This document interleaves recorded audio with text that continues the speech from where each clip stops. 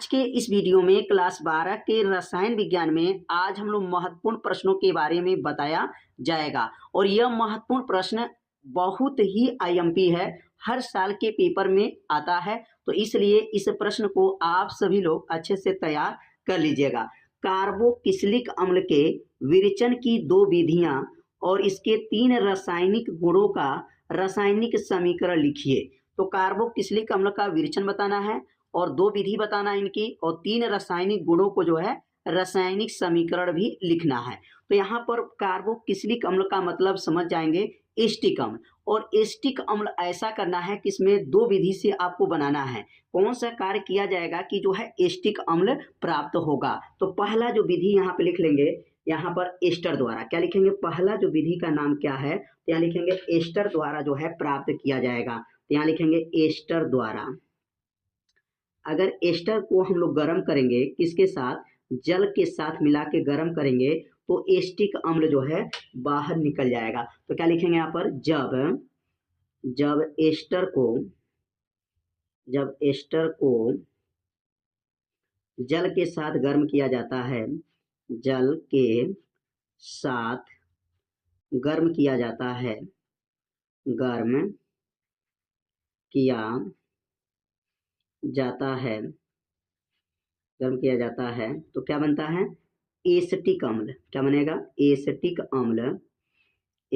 अम्ल तथा ethyl alcohol भी प्राप्त हो जाता है। एथिल एल्कोहल प्राप्त हो जाता है। तो यहाँ पर एस्टर को लेकर के गर्म करेंगे, किसके साथ, जल के साथ। अब एस्टर का सूत्र क्या है तो यहाँ पर इसका सूत्र लिख लेंगे CH3COO2H5। अब इसको जल के साथ जब गर्म करेंगे तो यह बनेगा यहाँ पर CH3COOH एसिटिक अम्ल और C2H5OH एथिल एल्कोहल। अब यहाँ पर जो है एस्टर को लेकर के गर्म किए तो क्या बन गया यहाँ पर, एसिटिक अम्ल। और ये एसिटिक अम्ल किस में आता है, कार्बोक्सिलिक अम्ल में आता है। इसलिए यहाँ कार्बोक्सिलिक अम्ल का विरेचन हो गया, पहला विधि जो है खत्म हो गया। कितना आसान है। क्या लिखेंगे यहाँ पर, ये लिखेंगे CH3COO2H5।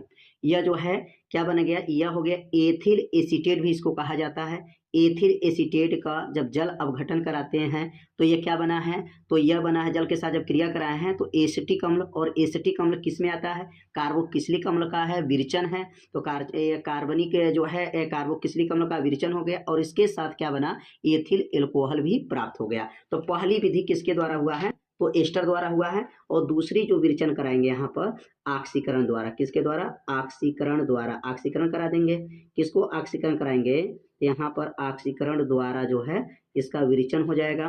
तो ऑक्सीकरण द्वारा जब कराएंगे तो कार्बोक्सिलिक अम्ल बनना चाहिए। कार्बोक्सिलिक अम्ल में एस्टिक अम्ल अगर बना देते हैं तो उसका विरेचन हो जाएगा। तो यहाँ पे लिखेंगे कि यहाँ पर जब एल्कोहल को, मैंने कौन सा एल्कोहल को ले सकते हैं, एथिल एल्कोहल ले सकते हैं। कौन सा एल्कोहल, एथिल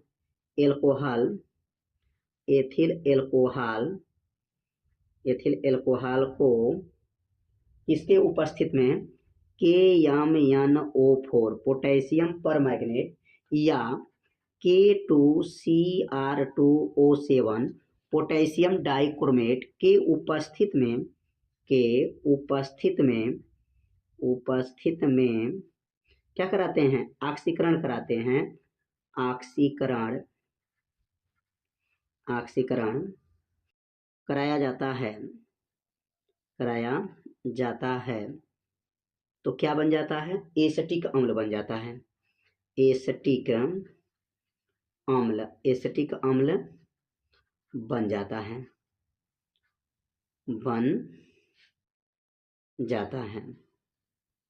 कितना आसान है। किसको लेना है, एथिल एल्कोहल। अब एथिल एल्कोहल का सूत्र क्या होता है, CH3CH2OH, इसको एथिल एल्कोहल कहते हैं। अब इसको जो है ऑक्सीकरण कराते हैं, ऑक्सीकरण मतलब O हो जाएगा। किसके उपस्थित में कराएंगे तो यहाँ पर ले सकते हैं KMnO4 या ले सकते हैं K2Cr2O7 के उपस्थित में जब गर्म करेंगे तो ये बनेगा CH3COOH एसिटिक अम्ल, और ये गैस निकल जाएगा, हाइड्रोजन गैस बाहर क्या जाएगा, निकल जाएगा। अब दोनों पक्ष क्या हैं, यह संतुलित हैं। देखेंगे 2 कार्बन है तो 2 कार्बन हो गया, हाइड्रोजन 3 2 5 1 6 है, 3 1 4 2 6 है, डबल ओ है तो डबल ओ है, दोनों पक्ष क्या हो गया, संतुलित हो गया। तो यहाँ पर जो है कार्बोक्सिलिक अम्ल का विरेचन कराना था, वो भी कितनी विधियों से, 2 विधि से। तो 2 विधि से जो है कार्बोक्सिलिक अम्ल का क्या हो गया, विरेचन हो गया। तो उम्मीद करते हैं ये दोनों विधि आप लोग अच्छे से समझ गए होंगे। पहला विधि का नाम है एस्टर द्वारा और दूसरा विधि है ऑक्सीकरण द्वारा। अब कार्बोक्सिलिक अम्ल का हम लोग रासायनिक गुण पढ़ेंगे, तो यहाँ पे नोट करेंगे कार्बोक्सिलिक अम्ल का, कार्बोक्सिलिक जो अम्ल है उसका जो है कार्बोक्सिलिक अम्ल का जो है रासायनिक गुण, रासायनिक गुण पढ़ना है। रासायनिक गुण मतलब रासायनिक गुण का मतलब ये हो गया कि कार्बोक्सिलिक अम्ल कोई ले लेंगे और उसको अलग अलग पदार्थ से जो है क्या कराएंगे, क्रिया कराएंगे। वो किस में लिखा जाता है, कार्बोक्सिलिक अम्ल में लिखा जाता है, उसको रासायनिक गुण उसको कहा जाता है। यहाँ पर कोई कार्बोक्सिलिक अम्ल ले करके दूसरे पदार्थ से क्रिया कराना है और क्रिया करा करके रासायनिक गुण में इसको लिखा जाता है। तो पहला जो क्रिया है यहाँ पर कास्टिक सोडा के साथ करा लेते हैं। पहला जो इसका रासायनिक गुण NaOH से क्रिया। अब यहाँ पर NaOH से जो है क्या कराएंगे, क्रिया करा लेंगे, और इसमें क्या लेंगे, एसिटिक अम्ल को लेना है। तो लिखेंगे यहाँ पर एसिटिक, क्या लिखेंगे यहाँ पर, एसिटिक अम्ल को लेना है। तो यहाँ रहेगा एसिटिक जो है अम्ल, एसिटिक अम्ल की क्रिया किसके साथ कराएंगे, क्रिया NaOH सोडियम हाइड्रोक्साइड से कराई जाती है।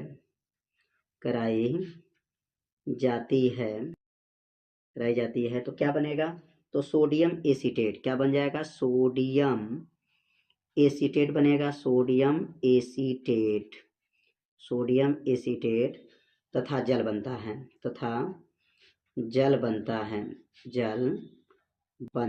है।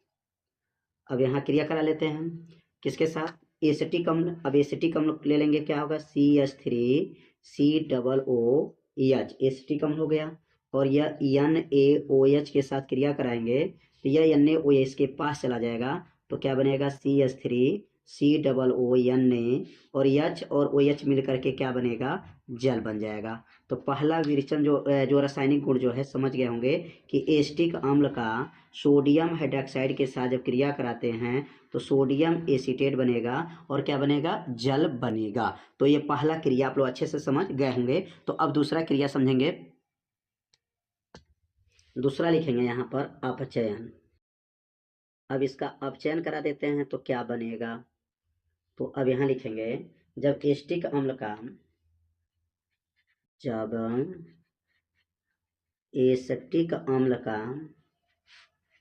एसिटिक अम्ल का क्या कराते हैं, अपचयन कराया जाता है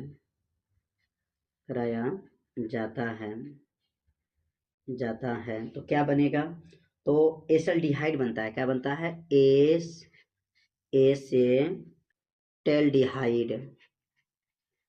एसिल्डिहाइड जो है बनता है, और जो है तथा जल बनता है, तथा कहा जाएगा यहाँ पर जल बनता है। ये दूसरा जो है रासायनिक गुण हो गया। अब अपचयन करा लेते हैं एसिटिक अम्ल का, CH3COOH, और इसका अपचयन हो गया, और अपचयन कराने के बाद जो है क्या बनेगा यहाँ पर, CH3CHO एसिल्डिहाइड, और क्या बनेगा, जल H2O हो जाएगा। अब यहाँ कार्बन कितने हैं, 1 2 कार्बन हो गया, हाइड्रोजन 3 1 4 1 5, 3 1 4 4 2 6 हो जा रहा है। इसका मतलब यहाँ 2 लगाना पड़ेगा संतुलित करने के लिए, 2 लग गया। अब क्या हो जाएगा, अब क्रिया संतुलित हो जाएगा। तो ये दूसरा रासायनिक गुण भी आप लोग अच्छे से समझ गए होंगे। जो है यहाँ पर कार्बोक्सिलिक अम्ल का जो है क्या किया हुआ है, अपचयन कराया गया, तो एसिल्डिहाइड बन गया है और जल बन गया है। और तीसरा जो है स्थिरीकरण करा लेते हैं। स्टीरीकरण अभिक्रिया लिख देंगे यहाँ पर, स्टीरीकरण अभिक्रिया। तो स्टीरीकरण जो है, स्टीरीकरण अभिक्रिया कैसे होगा? तो अब स्टीरीकरण अभिक्रिया का मतलब यह हो गया कि जब एस्टिक अम्ल, क्या लिखेंगे, जब एसिटिक